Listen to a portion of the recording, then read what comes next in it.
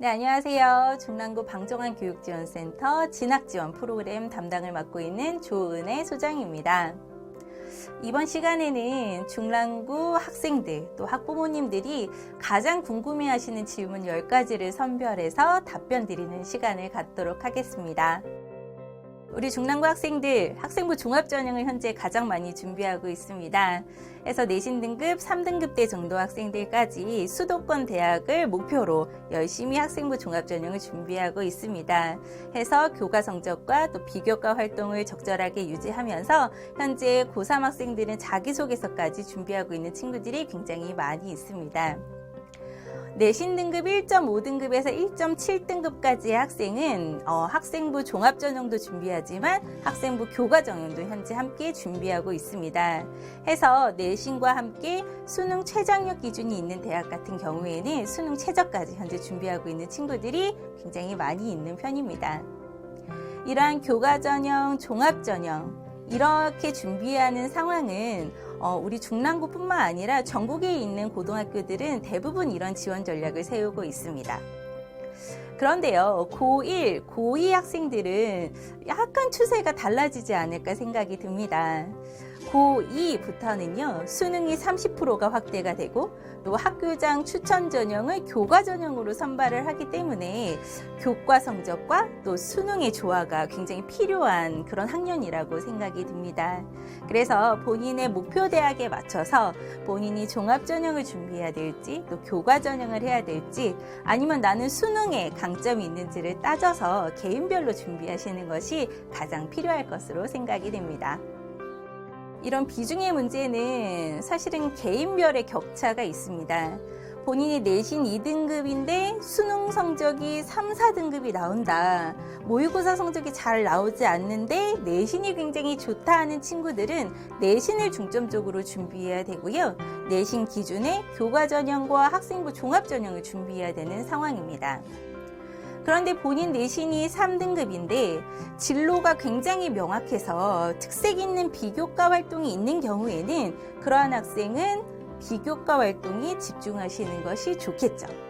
그런데 요즘의 추세가요, 학생부 종합전형에서도 비교과 활동보다는 내신을 조금 더 중점적으로 보기 때문에 학생부 종합전형을 준비하는 학생분들도 일단은 내신 관리에 집중을 하셔야 될 필요가 있습니다. 그런데요, 내신이 3등급대로 넘어가는데 내 모의고사 성적이 2등급대가 나온다. 내가 내신보다는 수능형으로 훨씬 더 잘 나온다는 친구들은 수능에 조금 집중하시는 것이 좋겠습니다. 특히 고1, 고2 학생들은 어쨌든 수능의 비중이 굉장히 커지기 때문에 내가 수능에 굉장히 강점이 있는 친구들은 내신과 비교과를 계속 잡고 있는 것보다는 수능에도 조금 강점을 보이고 준비하시는 부분들이 분명히 필요할 것으로 생각이 됩니다. 학생부 종합전형에서 출결사항은 성실성과 연관이 됩니다.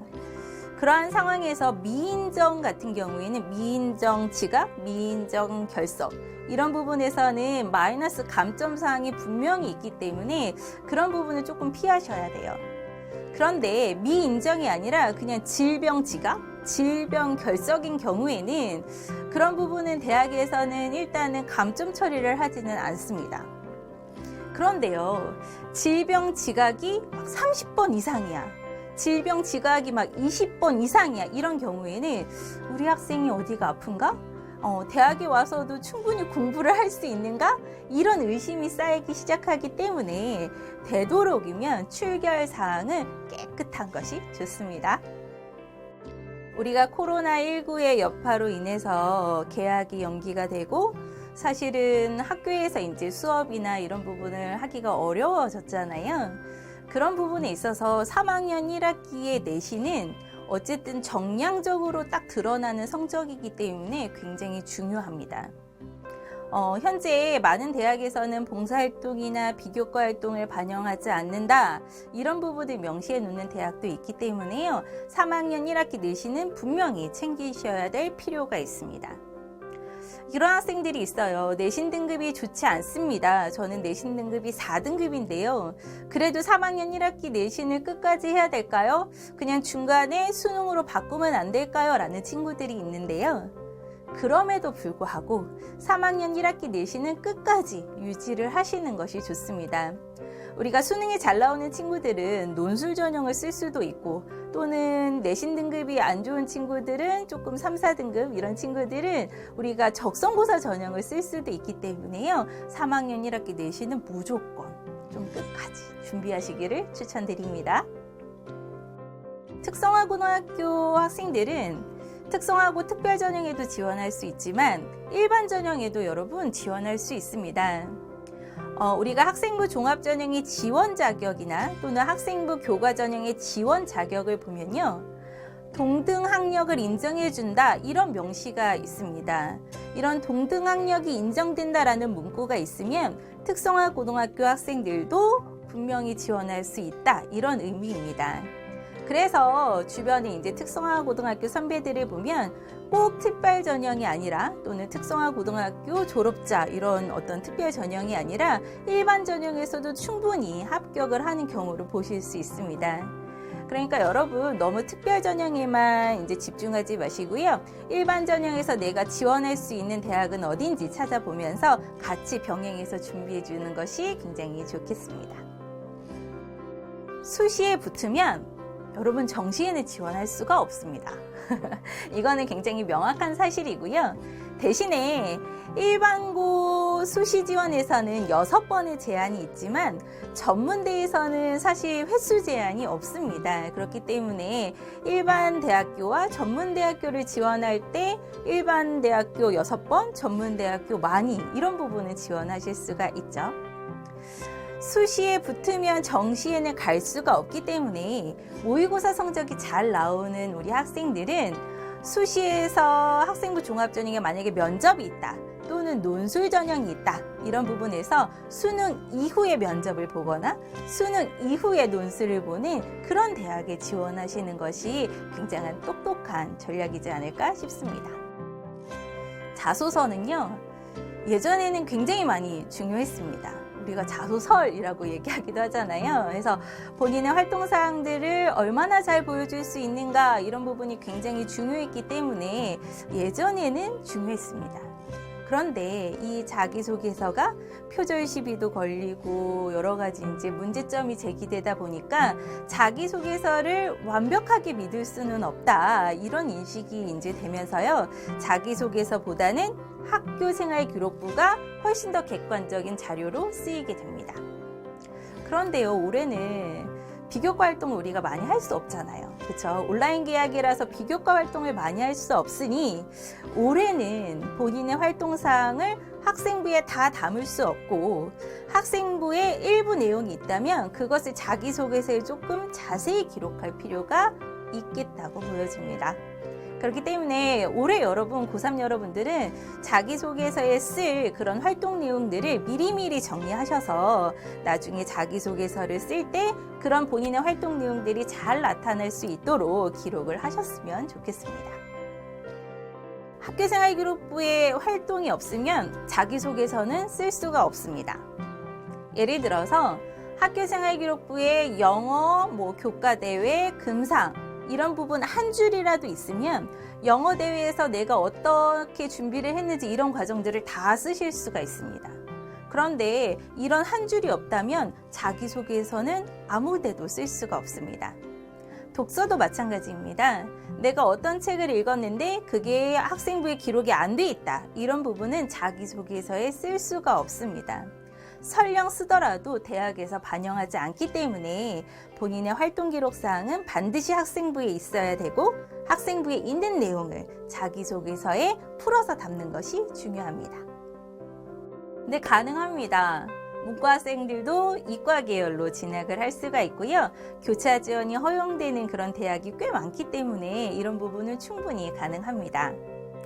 다만 논술 전형 같은 경우에는 뭐 수투가 들어간다 이런 부분에서는 굉장히 어렵겠죠. 인문계 학생들이 지원할 때 어렵고요. 적성고사 전형은 인문계열과 자연계열의 문제가 동일하기 때문에 교차 지원도 상관이 없습니다. 또한 정시에서요, 수학에서 가, 나를 모두 반영하거나 뭐 사탐과 탐을 모두 반영하거나 이런 부분에 있어서도 교차 지원이 가능합니다. 학생부 종합전형에서요, 어떤 계열에 제한이 없을 경우에도 교차 지원은 가능합니다.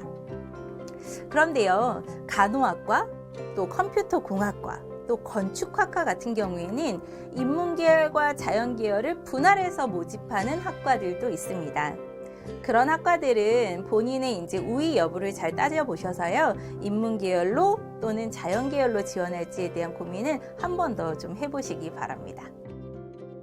진로희망상 계속 변경돼도 상관없습니다. 왜냐하면 우리가 청소년이잖아요. 우리 고등학교 여러분들 청소년인데 어떻게 진로희망 사항이 똑같을 수 있을까요? 당연히 변경되어도 되고요. 대신에 변경이 되었다면 왜 그렇게 변경되었는지에 대한 사유만 정확하게 밝혀주시면 됩니다. 그렇게 변경된 사유를 학교생활기록부나 또는 자기소개서에 담아주신다면 대학에서도 충분히 수긍할 수 있는 부분입니다. 사실 진로희망 사항은 성장 과정을 보여주는 게 사실 제일 좋습니다. 예를 들어서 1학년 때 진로희망 사항이 음악가였고 2학년 때 진로희망 사항이 CEO였고 전문 경영자죠. 그러면 3학년 때 같은 경우에는 이런 두 가지 분야를 어떻게 하면 좀 적절하게 조화를 시킬까? 이런 부분을 고민하셔서 대중음악 산업, CEO 이런 식으로 진로희망 사항이 조금 더 확대되거나 구체화된다면 굉장히 좀 특색 있는 진로희망이 될 수 있습니다. 이런 부분 잘 고민하셔서요, 본인이 진짜 무엇을 하고 싶은지 충분히 고민하신 다음에 진로희망 사항을 쓰시고 마지막에 진로희망 사유를 왜 그렇게 했는지에 대해서 학생부와 자기소개서에는 꼭 담아두시기 바랍니다. 네, 이상으로 10가지 질문에 대해서 답변을 드려봤습니다. 도움이 되셨을까요? 저희 중랑구 방정환교육지원센터 홈페이지에 들어오시면 현재 온라인 입시 상담이 진행이 되고 있습니다. 궁금한 사항이 있으면 언제든지 질문해 주시고요. 그 질문에 대한 답변은 제가 직접 달아드릴 테니까요. 편하게 질문하시고 입시에 대한 고민들 함께 해결해 나갔으면 좋겠습니다. 감사합니다.